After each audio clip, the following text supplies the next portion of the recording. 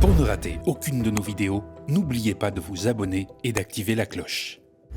À peine une semaine après le début des révoltes qui ont suivi la mort de Nahel, abattu à bout portant mardi 27 juin par un policier à Nanterre, les procédures judiciaires dirigées contre des personnes soupçonnées d'avoir participé aux violences, en grande majorité des jeunes, s'enchaînent. Beaucoup d'entre eux sont jugés en comparution immédiate et un grand nombre de prévenus avaient un casier judiciaire vierge. Parmi les 3625 gardes à vue comptabilisés par la chancellerie, 1124 concernaient des mineurs, soit presque 30% de très jeunes garçons qui n'étaient même pas nés lorsqu'ont éclaté les révoltes de 2005 après la mort de Zeid Ebouna à Clichy-sous-Bois. Maître Mourad Falek du bureau de Nanterre témoigne. On note aussi une absence frappante d'antécédents judiciaires. Ils sont perdus devant le juge. Ils ne bombent pas le torse, ne revendiquent rien, ne savent pas vraiment expliquer leur participation. Pourtant, les juges se sont montrés particulièrement sévères, allant parfois au-delà des réquisitions du parquet. On est devant le tribunal judiciaire de Pontoise où je sors d'audience de comparution immédiate. Ce qu'on a constaté là, c'est ce qu'on commence à voir partout, c'est l'application en réalité des directives de la circulaire Moretti qui exige une réponse pénale ferme. Il y a des peines extrêmement lourdes qui sont parfois plusieurs mois d'emprisonnement ferme jusqu'à 1 an. On a vu avec mandat de dépôt, donc c'est-à-dire départ directement en détention ou maintien même en détention, parfois avec des dossiers extrêmement légers où c'est difficile d'imputer les faits qui sont commis même à leurs auteurs et on voit que ça procède d'une politique générale qui vise à envoyer un signal extrêmement fort qui consiste à dire maintenant tout le monde rentre chez soi, à créer des exemples, voire à terroriser une génération entière parce qu'il faut savoir que les gens qu'on voit aujourd'hui dans les tribunaux sont jeunes, voire très très très jeunes. La circulaire Moretti, elle dit aussi quelque chose de très clair, elle dit que les mineurs doivent être déférés, donc ça veut dire que pour certains mineurs parfois qui ont 13, 14 ans, ils ont fait plus de 24 heures de garde à vue, ils ont ensuite été envoyés dans le dépôt d'un tribunal pour finir devant un juge. La circulaire Moretti que vise l'avocate et militante à Révolution Permanente Elsa Marcel et ce document de 4 pages diffusé vendredi 30 juin dernier par le ministre de la Justice demandant une réponse judiciaire rapide, ferme et systématique. En somme, une justice expéditive. Et il faut croire que la voix du garde des Sceaux résonne très fort dans les prétoires. Hier, de nombreux émeutiers ont été jugés en comparution immédiate au tribunal judiciaire de Marseille. Parmi eux, Idriss, 15 ans seulement, avec sa cousine de 18 ans. Ils ont tenté de piller un magasin de vêtements. Lui, mineur, sera jugé en octobre. Sa cousine majeure est, elle, condamnée à 4 mois de prison ferme. Elle est repartie en prison juste après son jugement. J'ai plaidé pour l'un des dossiers et mon client n'avait pris qu'une canette de Red Bull et il a écopé de 10 mois d'emprisonnement ferme. La justice, connue pour son extrême lenteur, retrouve soudainement les moyens de jeter en prison des jeunes condamnés en raison de la crise que traverse notre pays et non plus au regard de leur dossier. Leur situation n'est plus examinée individuellement, ce qui fait dire à leurs avocats qu'ils sont victimes d'une justice expéditive, collective et partiale. Les magistrats du siège, pourtant indépendants, semblent céder aux pressions des politiques. La disproportion des peines infligées aux jeunes des quartiers populaires, pour la plupart issus de l'immigration postcoloniale, est-elle un fait nouveau ou bien doit-on l'allier à une longue tradition française? On en discute avec Julien Théry, historien, et Mathieu Slama, essayiste et auteur de Adieu la liberté.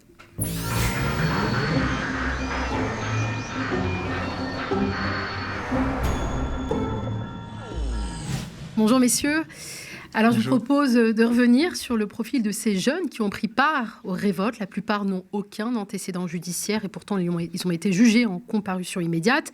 Et pour ceux qui seraient tentés de faire le lien entre le vandalisme et l'immigration, comme certains parlementaires, voici ce que Gérald Darmanin leur a répondu. J'ai regardé, et faites-le dans vos commissariats, dans vos brigades de gendarmerie. Qui sont ces gens? Oui, il y a des gens qui apparemment pourraient être issus d'immigration. Mais il y a eu beaucoup de Kevin et de Mathéo, si je peux me permettre. Il y en a eu aussi. Et l'explication n'est pas l'explication seulement identitaire me paraît très erronée. Je ne veux pas ici dire. Je pense qu'une explication identitaire serait se tromper. Et puis surtout, je pense que ce serait une critique assez forte de ce qui s'est passé auparavant, parce que si je fais un rapide calcul, 17 ans de moyenne, c'est-à-dire qu'ils sont nés sous la présidence de Jacques Chirac. Alors, j'imagine que vous avez envie de réagir à ce que vient de dire notre ministre de l'Intérieur. Il y avait beaucoup de Mathéo et de Kevin, surprenant. Il fait un travail en tandem. On ne peut pas isoler cette déclaration-là qui lui donne le beau rôle des déclarations d'autres membres de sa famille politique, dont par ailleurs il est très proche, et qui sont outrancièrement raciste. Cette sénatrice ou Bruno Retailleau qui tiennent des propos qui relèvent vraiment du suprémacisme blanc le plus radical, en disant c'est les origines ethniques des manifestants qui ressortent, etc.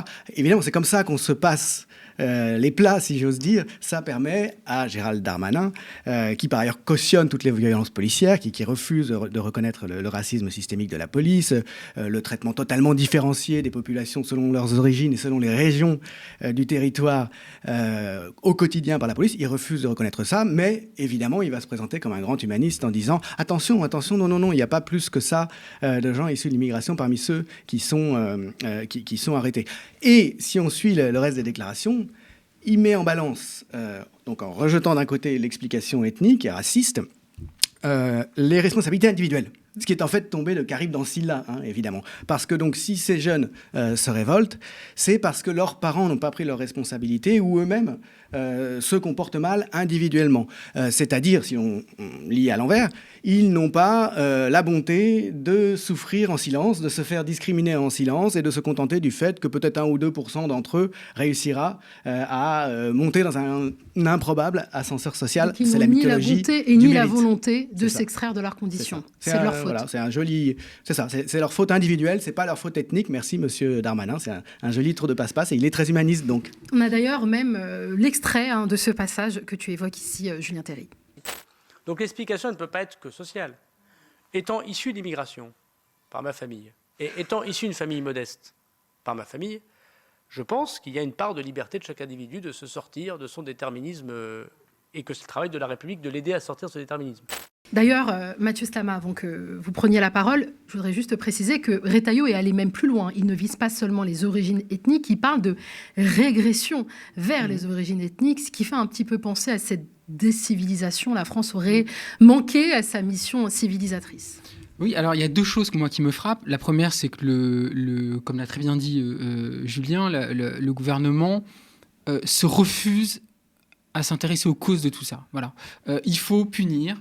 Il faut voir ce qui s'est passé comme le résultat d'un problème d'éducation, d'un problème d'ensauvagement, d'un problème de violence en tant que tel, et ne surtout pas regarder les causes. Et je suis frappé par le fait que depuis ces révoltes qu'on appelle émeutes, on a presque oublié en fait l'origine de tout ça. On a presque oublié qu'au départ il y avait la mort tragique de Naël, les conditions de cette mort. On n'en parle plus. Enfin, on a l'impression que ça n'existe plus, que voilà, maintenant, c'est à la justice de faire son travail et circuler, il n'y a rien à voir. Et maintenant, il s'agit de punir les personnes qui se sont révoltées. Il ne s'agit pas encore de dire que les violences, elles sont formidables ou quoi que ce soit. Évidemment on a tous été désolés de ces violences, mais enfin, réfléchir à ces causes, c'est quand même le propre du politique, normalement. Et d'ailleurs, y compris voir ses propres responsabilités. Et donc, la deuxième chose, vous l'avez dit, et Julien aussi a commencé à l'évoquer, c'est l'incroyable dérive de la droite. Moi, je me rappelle d'une époque où la droite était encore républicaine.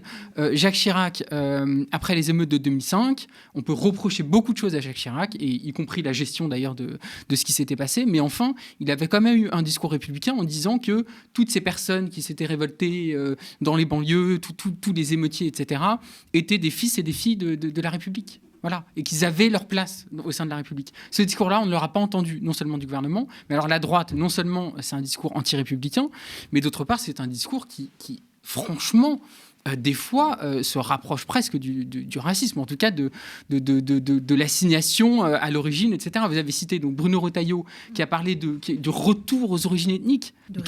Régression aux origines ethniques. Mais qu'est-ce que c'est que cette phrase ahurissante, d'une violence, Sénateur LR. Sénateur LR, censé être républicain. Bon, en fait, il ne l'est pas. Et rappelons quand même que Bruno Retailleau, je crois, est l'ancien disciple de Philippe de Villiers. Ceci, peut-être, explique cela. On a eu aussi donc, cette sénatrice LR qui a eu un propos incroyablement violent sur...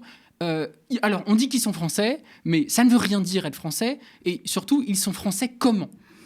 Comment ils sont français. Donc on revient là à l'idée de l'extrême droite qui est les Français de papier, les vrais Français, ceux qui sont français juste par leur carte d'identité, et puis les vrais Français, ceux qui sont français de cœur, etc., qui est une rhétorique d'extrême droite, radicale, totalement anti-républicaine, qui fait la distinction entre 2 catégories de citoyens. Et entendre cette sénatrice des Républicains dire cela sans qu'il y ait eu aucune réprobation de son camp, ça fait très peur. Et le dernier commentaire dont on a eu droit, c'est Catherine Vautrin, qui avait été, rappelez-vous, pressentie pour être première ministre, et qui a tenu un discours sur les banlieues en disant les gens ne veulent plus aller dans les banlieues. Elle a donné un certain nombre de raisons. Et la dernière raison qu'elle a donnée, c'est on ne peut plus acheter de jambon. On ne peut plus trouver du jambon à acheter. Voilà. Bon, donc la droite républicaine n'est plus républicaine, elle est en pleine dérive. Et ça aussi, au-delà de tout ce qui se passe, ça doit vraiment nous inquiéter, parce que si la droite devient en fait comme l'extrême droite, là, ça devient très inquiétant pour notre démocratie. Juste pour faire remarquer que ce que rappelait Mathieu à l'instant, les propos de cette sénatrice, qui dit oui, ils sont français, mais en fait, c'est pas vraiment des Français parce qu'il y en a plusieurs catégories, etc. On voit très bien derrière se rééditer un épisode de l'histoire de France et notamment de la droite française dans les années 30, les gouvernements notamment qui ont succédé au Front populaire, puis les pétainistes se sont engagés dans des annulations de nationalité, dans un travail de distinction entre les étrangers, les gens étrangers au corps traditionnel français, comme a dit Gérard Longuet, un membre de la droite classique issu de l'extrême droite. Ceux qui étaient enracinés pouvaient rester, mais les autres, on allait rétrospectivement, en dépit de tous les principes du droit fondamental, de manière rétroactive, leur supprimer leur nationalité et essayer de les expulser. Donc en fait, c'est une politique qui a été menée et à laquelle la droite a envie de revenir. Et ça renvoie, à mon sens, à un vieux fond qui s'est exprimé avec le pétainisme, mais qui est toujours là dans la société française, en particulier dans les dirigeants de la bourgeoisie française. Pour continuer avec les dérapages de la droite et notamment des LR, alors ils s'attaquent effectivement aux origines supposées étrangères de ces jeunes, mais également à des principes élevés, ceux d'une procédure pénale impartiale et équitable. Par exemple, Valérie Pécresse, présidente de la région Île-de-France, se rebelle contre l'individualisation des peines et réclame une justice politique qui envoie des signaux plutôt que de juger. Comment fait-on ? Comment ça se met en route, cette histoire que vous nous expliquez ? C'est très simple, ça s'appelle une peine plancher, une peine minimale, et ensuite, évidemment, les juges peuvent individualiser la peine. Si c'est particulièrement grave, ils peuvent prononcer des peines plus graves encore. Mais il faut une peine plancher. De la même façon, vous savez que la moyenne d'âge... Excusez-moi, vous l'évaluez à quelle hauteur, cette peine plancher ? J'ai dit 1 an de prison ferme minimum. 1 an de prison ferme minimum. Et comme ça, on donne le signal que toutes les personnes qui ont autorité aujourd'hui, elles seront spécialement protégées. Parce qu'aujourd'hui, c'est elles les remparts de la République. Et puis finalement, nous explique Valérie Pécresse pourquoi juger les mineurs différemment des majeurs. Le sujet aujourd'hui, c'est que nous avons une justice des mineurs qui n'est pas en capacité de juger en comparution immédiate très rapidement des mineurs. On n'est pas non plus en mesure de les mettre hors d'état de nuire, c'est-à-dire de les enfermer dans des endroits où ils ne peuvent plus troubler l'ordre public, de les éloigner de leur quartier. Moi, je pense qu'il faut leur pourrir leurs vacances. Ces enfants, on ne les voit plus comme des enfants, on les juge comme des adultes. Mais pourquoi respecter les principes du droit Après tout, c'est ça la question plus générale. Ça, c'est un aspect qui est très peu mis en avant et qui est pourtant fondamental dans la manière dont la répression judiciaire se développe. C'est l'absence totale, d'une part, d'indépendance de la magistrature dans sa manière de juger, et d'autre part, dans la façon dont elle juge, l'iniquité absolue. C'est-à-dire que c'est des peines qui sont balancées comme ça, tout à fait disproportionnées. Le principe de la proportionnalité des peines, c'est un élément de base des droits de l'homme. On voit pour des broutilles, sur de simples soupçons, sur de simples déclarations de la part des policiers, des gens très jeunes envoyés en police pendant des mois et directement avec mandat de dépôt direct. Alors, c'est une justice expéditive et c'est une justice sommaire qui est en fait une parodie de justice. Moi, ce qui attire le plus mon attention, c'est le fait que les magistrats se prêtent à cela. Ça, c'est fondamental. Théoriquement, le siège est indépendant. On distingue le parquet qui requiert les peines qui représentent le gouvernement et le siège qui est censé juger en toute indépendance. En pratique, on voit très bien que la politique pénale que décide le ministère est directement mise en œuvre par les juges sans qu'ils se posent de questions et en fait, au fond, sans qu'ils jugent en conscience, comme ils sont censés le faire. Ça fait penser toujours à une anecdote de la Chartreuse de Parme, quand il y a Fabrice, le héros tout naïf, qui se voit répondre quand il dit « J'aurais bien aimé qu'il soit jugé par des magistrats en conscience » par le Premier ministre Mosca, le comte Mosca, qui est son ami, qui lui dit « Si un jour vous rencontrez de tels juges, vous qui vous voyagez pour vous instruire, envoyez-moi leur adresse, je leur écrirai avant de me mettre au lit. » Malheureusement, ça fait penser à la façon dont les juges sont totalement subordonnés, subalternes, contre les principes même de leur fonction au pouvoir politique. Et le résultat de ça, on le voit très bien. Une analyse sociologique, de toute façon, les analyses sociologiques le montrent déjà. Il y a, pour le dire vulgairement, double peine pour les Arabes, de manière très schématique. C'est pas toujours vrai, c'est très souvent vrai. Il y a une disproportion totale selon que celui qui est devant les juges est issu des quartiers, comme on dit, et est issu de l'immigration ou pas. Alors, j'aurais peut-être pas des mots aussi forts que vous sur la justice, mais ce qui est sûr, c'est qu'il y a là, en l'espèce, dans tout ce qui se passe là, ces derniers jours, on sent bien qu'il y a une pression politique immense sur la justice pour, en quelque sorte, faire des prévenus, des personnes arrêtées, donc des émeutiers, des exemples. Voilà. Et d'envoyer une sorte de signal de fermeté. Voilà. Sauf que la justice, c'est le contraire de ça. La justice, c'est le contraire de faire des exemples. Et vous l'avez très bien dit, c'est tout à fait ça. La justice, c'est la proportionnalité des peines. C'est-à-dire que chaque peine correspond à une situation particulière dans un contexte particulier.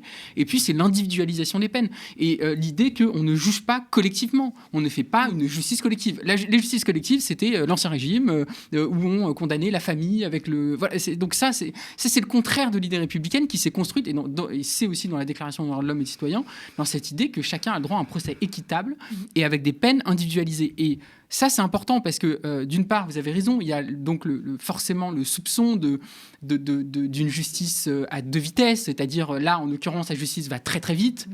Elle est d'une fermeté extrême. On a quand même des jeunes qui prennent des mois de prison ferme, dont un, par exemple, qui a filmé une scène, alors qui a dit une phrase absolument regrettable et totalement condamnable, allumez-les, voilà. Mais lui n'a pas participé à ce qui s'est passé, et il a pris, je crois, près d'un an ferme, ou en tout cas beaucoup de mois ferme, juste pour avoir filmé.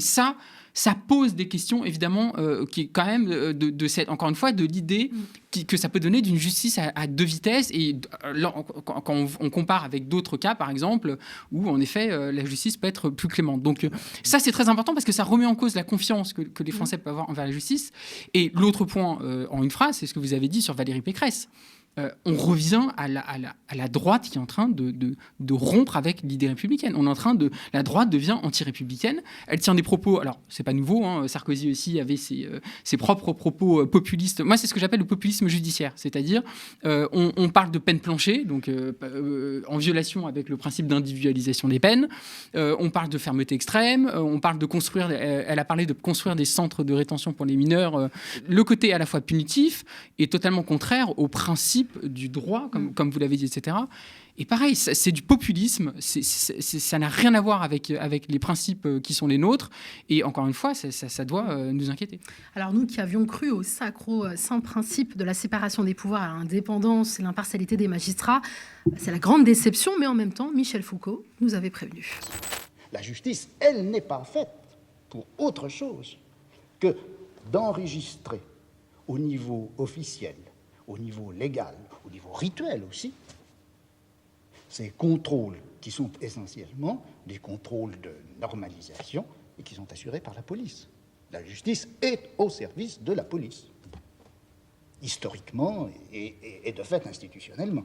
Julien, c'est toi qui nous as suggéré cette vidéo. Oui, c'est un passage très célèbre dans lequel Foucault met en avant une idée très célèbre qu'il a développé ailleurs, et qui est toujours reconnu comme une problématisation pertinente. Cette séparation ou non de la justice et de la police, historiquement, la police, en fait, c'est le gouvernement.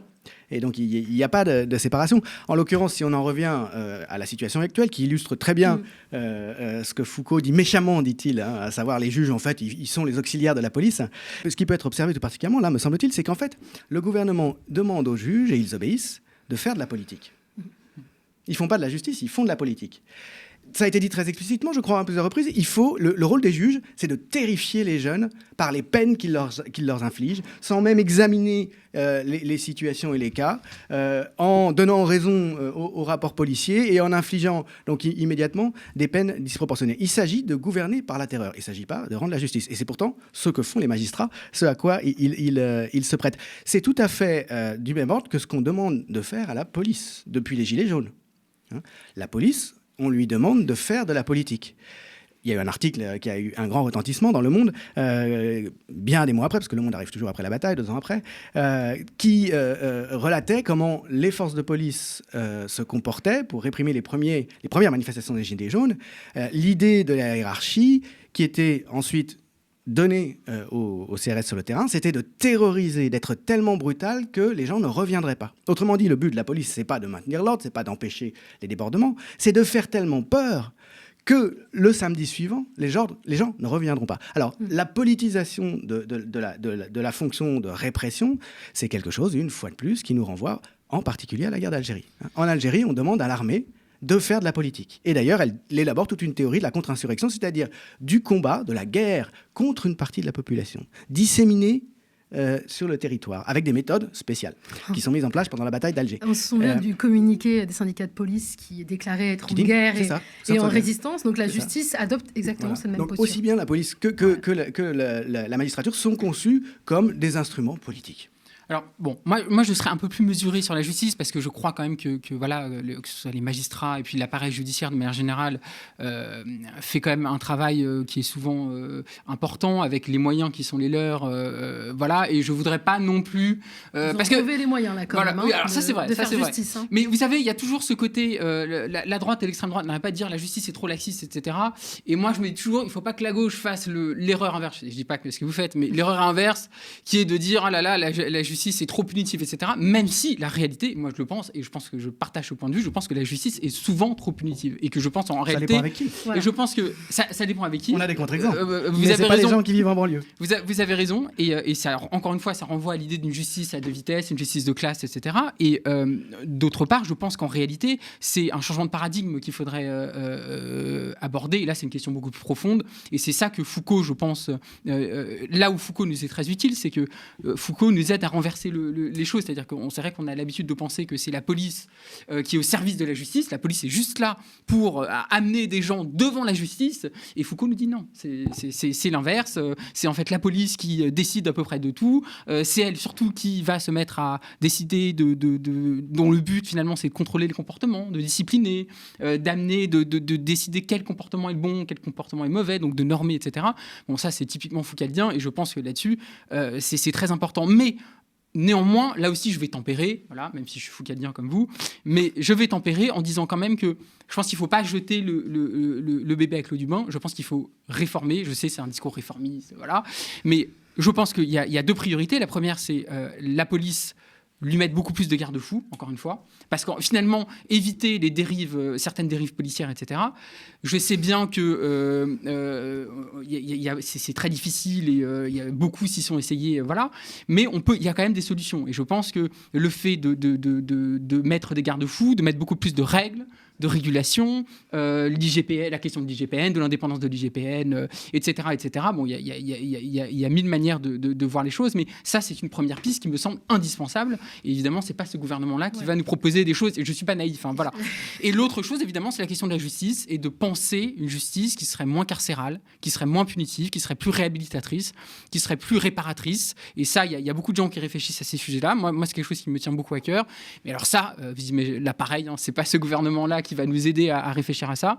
Mais je pense qu'il y a des travaux, des chercheurs, des intellectuels qui réfléchissent à ces sujets et qui me semblent fondamentaux. Voilà. Moi, je ne vous cache pas que j'ai été très surprise de voir une justice céder à ces pressions politiques, parce que j'ai quand même en tête le communiqué syndical à la magistrature au lendemain de la mort de Nahel, qui déclarait « ce n'est pas à la justice d'éteindre une révolte ». Je vous lis aussi encore un passage de ce communiqué. « Elle doit cultiver chaque jour son indépendance, y compris à l'égard de la police. Elle doit combattre et non se laisser emporter par ce réflexe de criminalisation des victimes complaisamment relayé par certains médias ». Donc, ça contraste énormément avec ce communiqué, même si la justice n'est pas enfermée dans ce syndicat. Il y a quand même une situation différente, effectivement, à cet égard de la justice par rapport à la police. Les syndicats de police sont très majoritairement d'ultra-droite. Il existe en revanche un syndicat historiquement très important et très influent dans la magistrature, qui au contraire est très, très marqué à gauche et qui l'est de manière justifiée. C'est-à-dire qu'il y a une certaine idée de la justice et qui la défend. Ceci dit, malheureusement, dans la pratique de l'exercice des juridictions, dans des circonstances comme celles qui prévalent en ce moment, j'allais dire que ça ne change pas grand-chose. Maintenant, si on en revient à ce que vous disiez, à savoir, je suis réformiste, il faut réformer la police, de mon côté aussi, je pense qu'il faut absolument réformer la police. Mais le problème, c'est, on en revient à ce dont on discutait la dernière fois, le gouvernement ne peut pas, quand bien même il le voudrait, ce qui n'est probablement pas le cas, parce que je pense qu'il est dans une stratégie de la tension, dans une logique de droite très dure, bonapartiste, mais c'est vraiment du bonapartisme comme une forme aussi de proto-fascisme, c'est-à-dire de monter de la répression, afin de terroriser la population et de maintenir un ordre et de gouverner comme on le veut, contre la volonté de la population. Je pense que c'est ça la perspective du gouvernement. Mais quand bien même, ça ne le serait pas, ça. Qu'est-ce qu'il faudrait faire pour réformer la police ? Il faudrait desserrer l'emprise des syndicats policiers. Il faudrait pouvoir faire face à une fronde de leur part. Mais un gouvernement aujourd'hui ne peut pas faire face à une fronde de la police, alors qu'il a absolument besoin d'elle, par ailleurs, pour imposer à toute la population des politiques dont cette population ne veut pas. Ce gouvernement n'est pas représentatif. Et c'est en ce sens qu'il n'est pas démocratique. Il a été élu par des médiations institutionnelles réglementaire, légal. Mais sa représentativité est très faible. Non seulement il n'a pas la majorité à l'Assemblée, mais par ailleurs, dans la population, eu égard à la volonté que l'on peut saisir par toute une série de moyens de la politique, la volonté de la population, qu'est-ce qu'elle voudrait comme politique en matière de service public, qu'est-ce qu'elle voudrait comme politique en matière de retraite, etc., ce que fait le gouvernement n'est pas légitime parce qu'on ne peut pas, sociologiquement, dire que la souveraineté nationale va dans ce sens. Donc il gouverne contre sa population. Et comment voulez-vous qu'il gouverne contre sa population sans la violence ?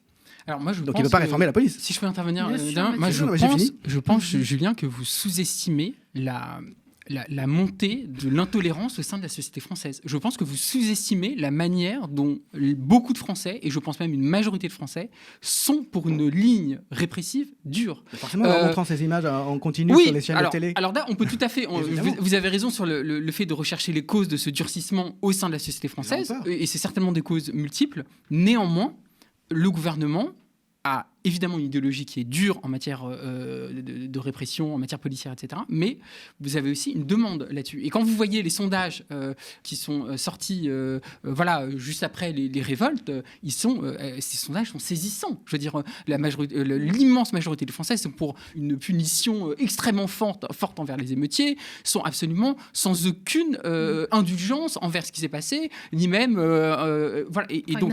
Une indulgence avec les militants néo-nazis qui défilent dans les rues françaises, d'ailleurs escortés par des polices et qui incitent à la haine. Alors là, en effet, par contre, là-dessus, eux semblent beaucoup moins inquiétés. Et donc, c'est ça que je veux dire, c'est que, en fait, on assiste à une droitisation, voire une extrême droitisation sous certains aspects de la société française.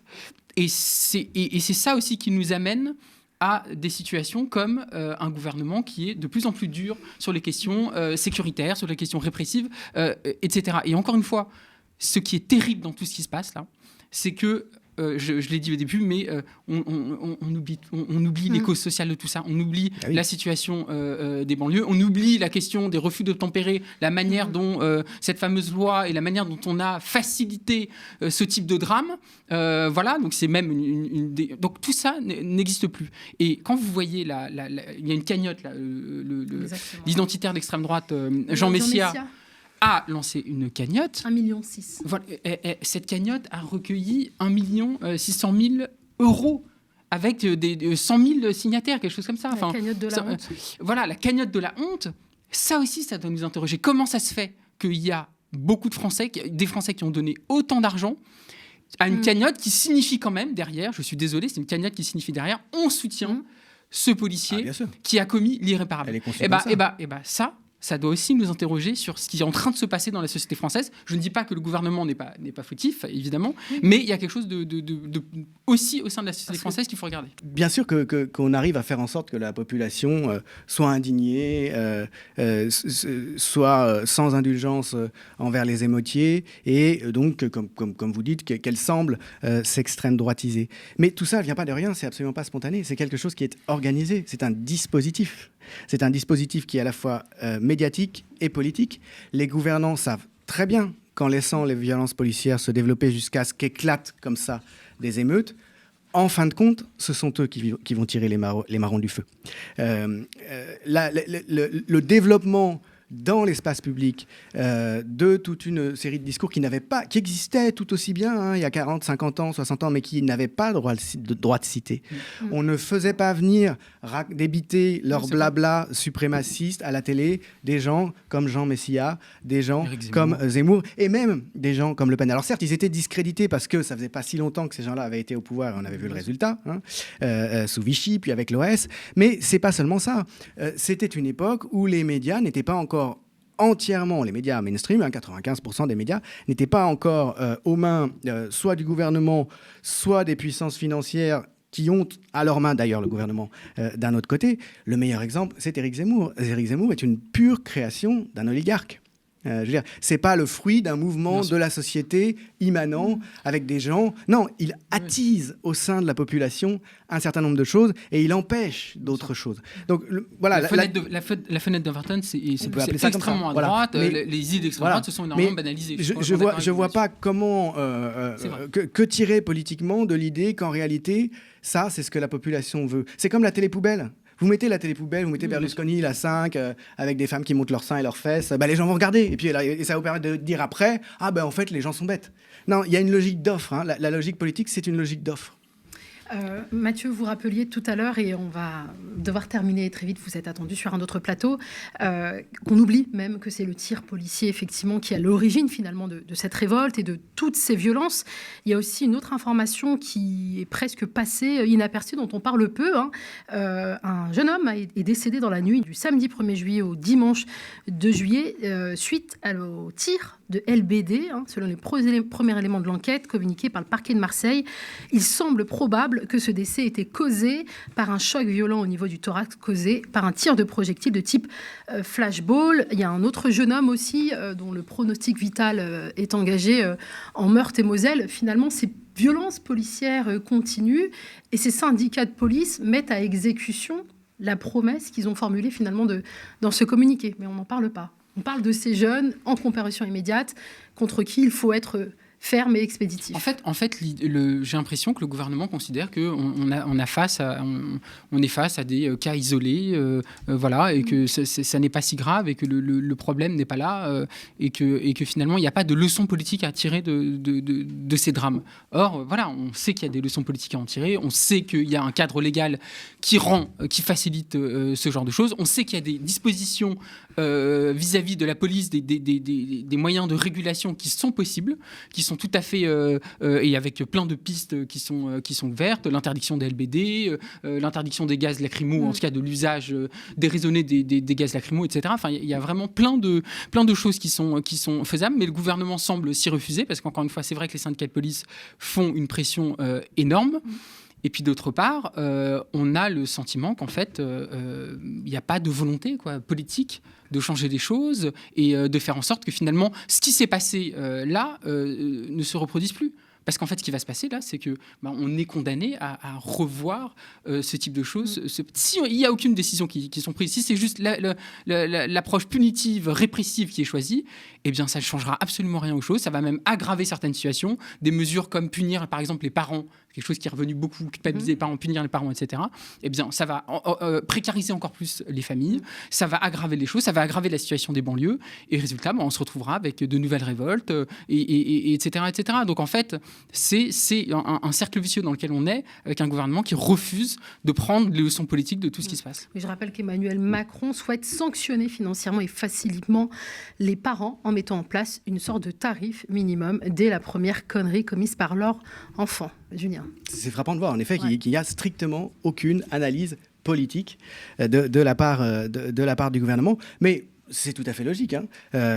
Évidemment qu'on va se contenter de donner des explications absolument grotesques comme Emmanuel Macron qui ose tout, a osé le faire en disant que c'était la faute des jeux vidéo, ou absolument grotesques comme ce député, je crois, PS. Oui. Qui a dit... Lebrun, député PS, NUPES. Censé être de gauche. Ah, il est NUPES en plus. Il est NUPES. Il propose de mettre en place une école pour les parents. Moi, je suis davantage favorable à ce que nous ayons une politique d'accompagnement de la parentalité. On a aujourd'hui une école pour les enfants. Moi, je suis favorable à ce que l'on crée une école des parents. C'est-à-dire que les parents qui sont aujourd'hui en grande difficulté, qui sont défaillants dans l'exercice de leur autorité parentale, que ces parents se voient finalement confier l'obligation d'être inscrits dans un stage de formation à l'autorité parentale et puissent finalement résoudre les problèmes qui sont aujourd'hui les leurs et trouver des solutions pour retrouver leur autorité sur leurs enfants. Le degré zéro de la réflexion, c'est vraiment l'idiocratie. Hein. Les idiots au pouvoir, en réalité, non. Ils savent très bien ce qu'ils font parce que politiser, faire une analyse politique de la situation, voir les causes, ça obligerait immédiatement à changer une politique qu'ils appliquent, encore une fois, contre la volonté de la population et qui n'ont strictement aucune intention d'abandonner. On sait très bien que Emmanuel Macron, c'est peu mis en avant, a commencé, une fois arrivé au pouvoir, par rejeter un grand plan pour le développement des services publics dans les banlieues qui avait été présenté par Borloo. Ça lui a permis au passage d'humilier Borloo. Il devrait être aujourd'hui humilié lui-même, Macron, par les effets qui sont sous les yeux de tout le monde de son comportement. Mais à partir du moment où on se refuse à donner toute explication en fait, à ce comportement, sinon la responsabilité individuelle, le degré zéro, il est évident qu'il ne risque rien. Donc pour terminer, il est évident que ça va continuer. Il est évident qu'il y aura d'autres crimes policiers du même type et parce qu'il va continuer à y avoir au quotidien une oppression policière de larges parties de la population. Alors la solution, ça peut être l'invisibilisation de ces violences, comme c'est déjà largement le cas, avec les mensonges policiers, avec la complaisance des médias. Ça peut être aussi l'accoutumance de la population, avec le développement d'une fascisation rampante, hein, en tout cas d'une sensibilité ultra-réactionnaire au sein de la population qui est cultivée par les images qu'on lui donne à voir et les discours qu'on lui sert, hein, pour qu'elle ne comprenne pas ce qui se passe et qu'elle s'indigne seulement, que ce soit seulement ces affects réactionnaires qui sont mobilisés. Quelle que soit la manière dont on va gérer cet état de fait, tant qu'il n'y aura pas un changement profond, pour ne pas dire radical de politique, ça va continuer. Bon, en attendant que ce changement profond arrive, ça va nous falloir beaucoup de temps.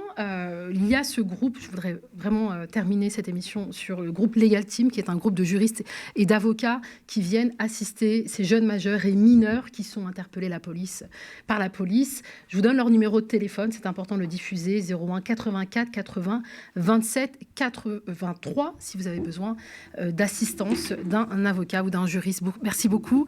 Merci messieurs. Je peux placer juste un tout petit peu d'autopromotion du média. Bien sûr. Il y a plusieurs émissions qu'on a consacrées ces dernières années aux connaissances sur la police, hein, que vous pouvez revoir, notamment sur YouTube. Un entretien avec Mathieu Rigous autour de son livre qui est un classique qui s'appelle La domination policière, qui est une analyse des conditions dans lesquelles la répression policière se développe, de son contexte politique. Plusieurs entretiens aussi avec Paul Rocher, qui a publié plusieurs livres sur les violences policières. Et puis une Grande H, la Grande H, l'émission d'histoire du média, qui est consacrée à l'histoire longue, là, depuis l'Ancien Régime, de la police, avec l'alternative. Est-ce qu'elle est au service de la population ou est-ce qu'elle est un instrument des gouvernements contre elle? C'est l'actualité. Grande H animée par Julien Terry. C'était l'autopub. Désolé. Merci encore à vous, messieurs. Et merci de nous avoir suivis. Hein. C'est l'été, mais l'actualité ne s'arrête pas. Et nous continuons à vous fournir dans ces moments importants nos reportages, enquêtes, entretiens, plateaux d'analyse et de décryptage au quotidien. C'est l'été et notre survie, l'intégrité de notre projet éditorial dépendent de votre soutien et de vos dons. Si nous voulons survivre à l'été, être prêts pour le grand virage de la saison 7 du Média, il nous faut mobiliser au moins 100 000 euros de dons. Déjà 55 000 euros ont été récoltés. Merci infiniment. On continue. Rendez-vous sur lemediatv.fr/soutien. On compte sur vous. Restez connectés aux médias.